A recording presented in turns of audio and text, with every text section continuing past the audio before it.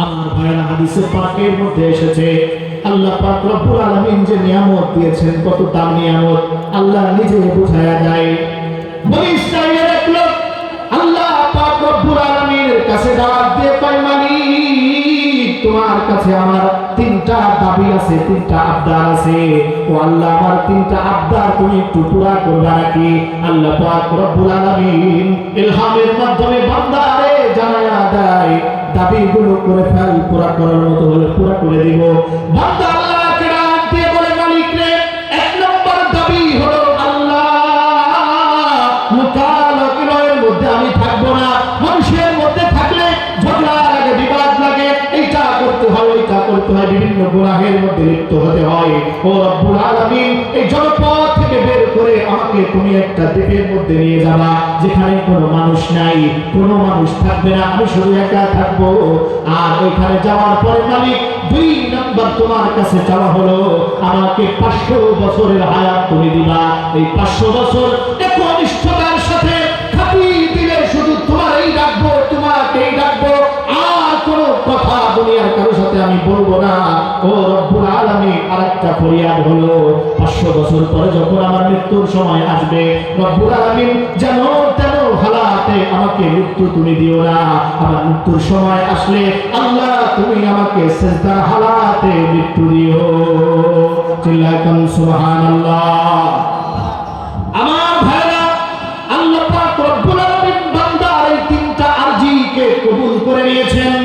এক নম্বরে তাকে দ্বীপের মধ্যে পাঠায়া দিয়েছে, 500 বছর হায়াত দিয়েছে। দ্বীপের মধ্যে যাওয়ার পরে এবার বান্দা ইবাদত করে, এখন ক্ষুধা তো লাগছে, খাবে কি? আল্লাহ পাক রব্বুল আলামিনকে ডাক দিয়ে বলেন, মালিক রে, ক্ষুধা লাগছে, খাওয়ার তো কিছু নাই। আল্লাহ পাক রব্বুল আলামিন বলেন, টেনশনের কোনো কারণ নাই, চিন্তার কোনো কারণ নাই, কারণ তোমার মালিক হলো আল্লাহু আলা কুল্লি শাইইন কাদির। তোমার মালিকের কাছে অসম্ভব কিছু নাই। তোমার মালিক কও লাগে না, বলাও লাগে না। আল্লাহ তোমার মালিক যদি একবার চায় তাইলে হয়ে যায়। যাও বান্দা, জান্নাতি ডালিম গাছ দ্বীপের মধ্যে লাগায়া দিলাম। ক্ষুধা যখন লাগবে পাকা একটা ডালিম ছেড়ে খাইবা, সাথে সাথে ক্ষুধা তোমার নিবারণ হয়ে যাবে। আমার ভাইরা, এবার পানির তৃষ্ণা লেগেছে। এবার কয়, মালিক রে, এখানে পানি তো চারদিকে আছে, কিন্তু এই পানি লবণাক্ত পানি মুখে দেওয়া যায় না, খাওয়া যায় না। আল্লাহ কয়, তোর হাতের মধ্যে আমি জাদু লাগায়া দিলাম, পাথরের সাথে ঘষা দিবি, ঘষা দিতে দেরি হবে, জান্নাতি ফুয়ারা বের হতে দেরি হবে না। চিল্লাকুন সুবহানাল্লাহ। আমার ভাইরা, বান্দা এভাবে করে ক্ষুধা লাগলে একটা ডালিম খায়, তৃষ্ণা লাগলে জান্নাতি পানি খায়। ইবাদত করতে করতে 500 বছর পুরা হয়ে যাবে। 500 বছর যখন পুরা হয়ে গেছে, এবার মৃত্যুর সময় যখন আসছে, সিজদার হালাতে বান্দার মৃত্যু হয়েছে। নবীজি বলেন, এই বান্দা সিজদার হালাতে রয়েছে, আল্লাহর সামনে যেদিন হাসরের মাঠে দাঁড়াবে, দাঁড়ানোর পরে আল্লাহ পাক রব্বুল আলামিন বলবেন, বান্দারে, 500 বছর ইবাদত করেছো, যাও যাও, আমার রহমতে, আমার দয়ায়, আমার ভালোবাসায় তোমাকে আমি জান্নাত দিয়ে দিলাম। বান্দা অমনি দাঁড়ায়া যাবে, দাঁড়ায়া করে, আল্লাহ আমাকে তুমি আমার 500 বছর ইবাদত করলাম, ইবাদতের বিনিময়ে জান্নাত না দিয়ে দয়া দিয়ে জান্নাত দিবা। তোমার দয়াতে যদি আমি জান্নাতে যাব, তাহলে ইবাদত 500 বছর করলাম কেন? আল্লাহ পাক রব্বুল আলামিন কথার গুরুত্ব দেন নাই। আল্লাহ পাক রব্বুল আলামিন এই কথা গুরুক্ষেপ করবেন না, শুনবেন না। আমারও ফেরেশতাদেরকে বলবেন, ফেরেশতারা রে, আমার দয়ায় আমার বান্দাকে জান্নাতের মধ্যে ঢুকায় দাও। বান্দা কয়, না, তোমার দয়ায় আমি জান্নাতে যাব না। এবার আল্লাহ পাক রব্বুল আলামিন বলবেন, ও ফেরেশতারা, আমার এই বান্দাকে জাহান্নামের দিকে টেনে নিয়ে যাও। বান্দাকে আস্তে আস্তে করে জাহান্নামের দিকে নেওয়া হবে।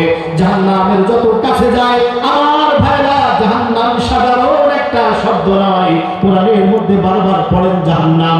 জাহান্নাম কি জিনিস কল্পনার মধ্যে আসে না। জাহান্নামকে আল্লাহ পাক রব্বুল আলামিন 3000 বছর আগুন দিয়ে জ্বালাইছে। 3000 বছর জাহান্নামটাকে আগুন দিয়ে আল্লাহ জ্বালিয়েছেন। এজন্য জাহান্নাম এত গরম, এত তপ্ত, ধারে কাছে যাওয়া যায় না। অনেক দূর থেকে ঘাম ঝরতে থাকে, অনেক দূর থেকে কলিজা ফাটা তৃষ্ণা আসতে থাকে। বান্দাকে যখন টেনে টেনে জাহান্নামের কাছে নেয়, যত কাছের দিকে নেয় তত বান্দার মধ্যে তৃষ্ণা বাড়তে থাকে। বান্দা পিপাসায় কাতর হয়ে যায়। এই মুহূর্তে মানুষের হাত ধরে, মানুষের সুরত ধরে আরেকজন ফেরেশতা এক পেয়ালা পানি নিয়ে এসেছে। পানি নিয়ে এসে বান্দার সামনে উপস্থিত হয়েছে। এবার বান্দা কয়, পানিটা তাড়াতাড়ি দাও, ভাইরে কলিজা ফেটে যাচ্ছে, তাড়াতাড়ি তৃষ্ণা মিটাই। লোকটা এবার কয়, পানি তোমাকে দিতে পারি, আমি জানি তোমার কাছে 500 বছরের ইবাদত আছে, 500 বছরের ইবাদত যদি দাও তাইলে তোমার পানি দিতে পারি। কয় না, 500 বছরের ইবাদত দিয়ে পানি আমি নিব না, এত কষ্টের ইবাদত এত সহজে আমি নিব না। আর সামনে যখন তাকে টেনে নেওয়া হয়, আমার তৃষ্ণা বৃদ্ধি পায়, কলিজা যেন ফেটে যাবে। এবার বান্দা ওই পানিটা 500 বছরের ইবাদত দিয়ে পানিটা নিয়ে পান করে ফেলেছে। আল্লাহ বলে, আমি যতদূর চাইছিলাম ততদূর শেষ, এবার বান্দাকে আবার ডেকে আমার কাছে নিয়ে আসো। আল্লাহর সামনে উপস্থিত করা হলো। এবার আল্লাহ বলবেন, ও বান্দা, তোর যে 500 বছরের ইবাদতের বড় অহংকার ছিল, ওই 500 বছরের ইবাদত এখন আছে নাকি? বান্দা কবে না। কিসের বিনিময়ে তুমি দিয়েছো? বলবে, আল্লাহ এক পেয়ালা পানির বিনিময়ে 500 বছরের ইবাদত দিয়ে দিয়েছি।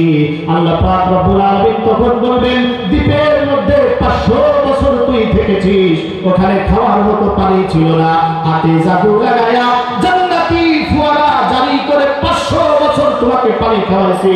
কত পেয়ালা পানি তুমি সেখান থেকে খেয়েছো? এক পেয়ালার দাম যদি 500 বছরের ইবাদত হয়, তাহলে কোটি কোটি পেয়ালার দাম তুই কি দিয়ে শোধ করবি? বান্দা জবাব হয়ে গেছে। এবার আল্লাহ পাক রব্বুল আলামিন কয়, রাতলে পানির হিসাব বাদ দিলাম, ডালিমের হিসাব বাদ দিয়ে দিলাম। ওই বান্দা, আমি দুনিয়ার মধ্যে কত মানুষের চোখ দেই নাই, আজকে ট্রেনে আসার সময় অনেক অন্ধ মানুষ দেখেছি। আমার ভাইরা, আল্লাহ বলবেন, তুই যা দুনিয়ার মধ্যে গিয়ে একটা অন্ধকে জিজ্ঞাসা করবি, ওরে বলবি, এই অন্ধ, তোরে গোটা দুনিয়া দিয়ে দিব, অপরদিকে তোর দুইটা চোখ আমি দিব, তুই কি দুনিয়া নিবি নাকি চোখ নিবি?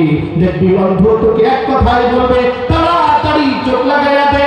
কারণ হলো যে চোখ দিয়ে দুনিয়া আমি দেখতে পারি না, ওই দুনিয়া আমার কোনো দরকার নাই, আগে আমি চোখ দিয়ে দেখে নেই তোরা কত সুন্দর দেখো, এইটা সাদা, ওইটা কালো, ওইটা লাল, ওইটা সবুজ। সাদা কাকে বলে আমি কোনোদিন দেখি নাই, লাল কাকে বলে আমি কোনোদিন দেখি নাই।